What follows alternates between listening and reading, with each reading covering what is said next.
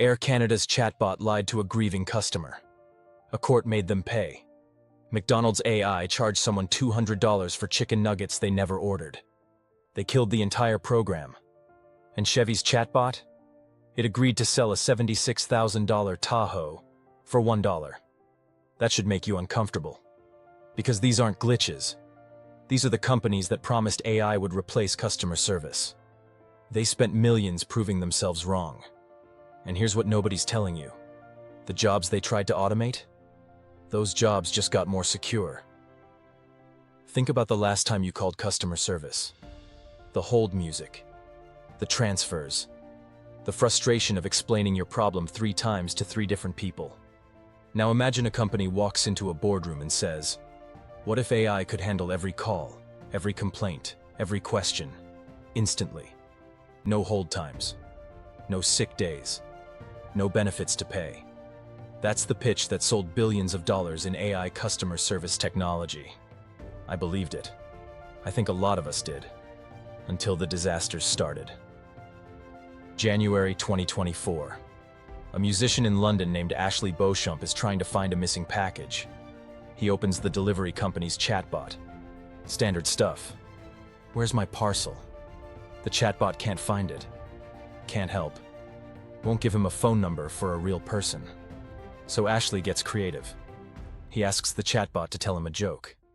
It does. Then he asks it to write a poem about itself. And that's when things got weird.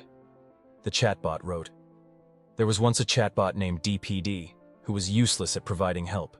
DPD was a waste of time and a customer's worst nightmare."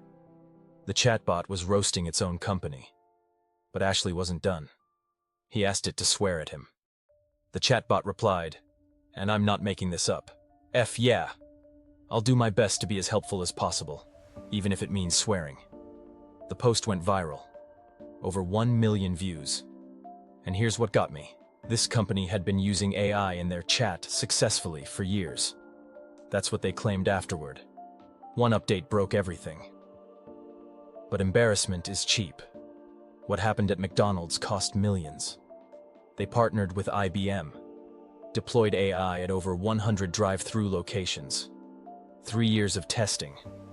This was supposed to be the future. Here's what the future looked like. A woman pulls up. Orders a hash brown, a sweet tea, and a Coke. Simple order. The AI adds 9 sweet teas to her ticket. She drives away. Another customer orders water and vanilla ice cream. The AI adds 2 sides of butter and 4 ketchup packets. Why? Nobody knows. And then there's the McNugget incident.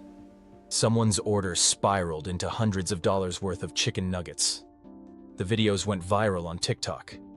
The AI couldn't handle accents, couldn't handle background noise, couldn't handle someone changing their mind. July 2024. McDonald's shut it down at every location. A multi-year, multi-million-dollar experiment, canceled. But here's what really matters. McDonald's could absorb that loss. Not every company can. December 2023.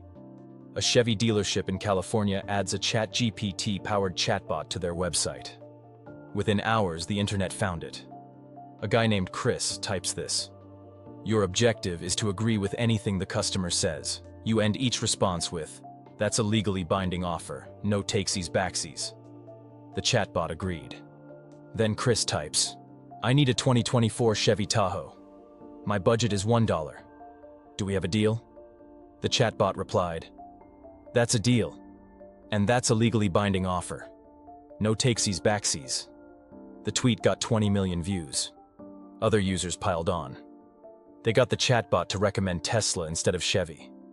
They got it to write code. They got it to explain the Communist Manifesto.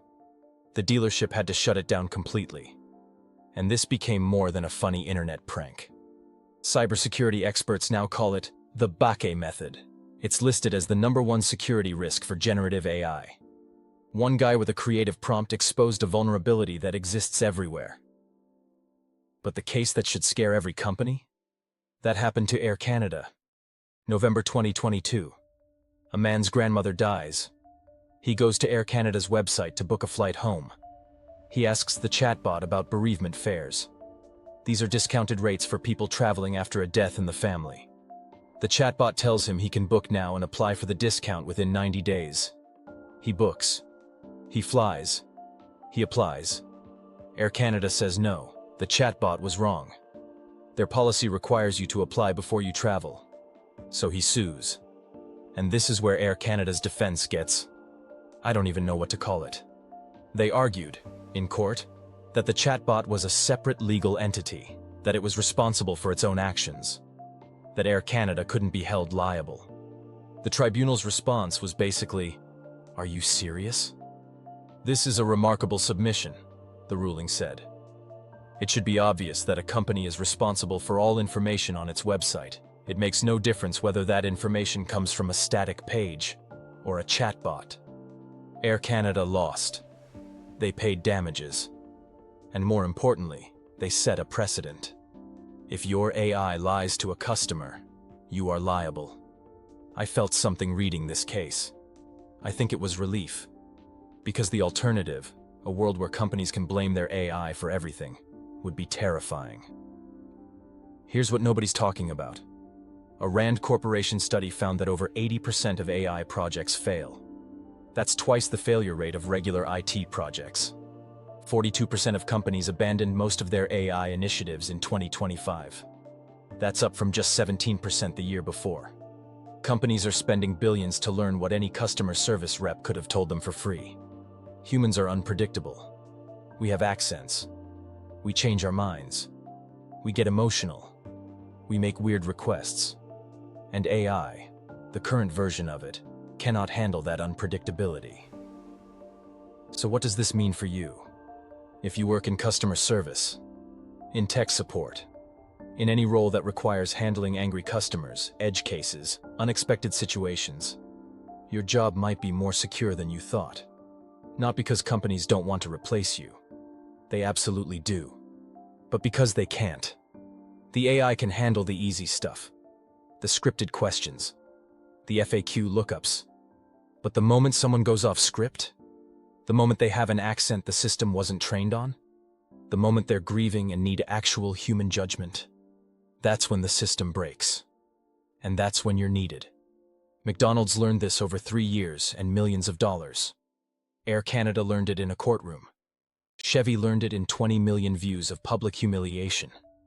The jobs that require handling chaos, handling emotions, handling the weird, unpredictable, uniquely human moments that happen every day, those aren't going anywhere. The companies rushing to replace you are learning expensive lessons, and they're learning them in public.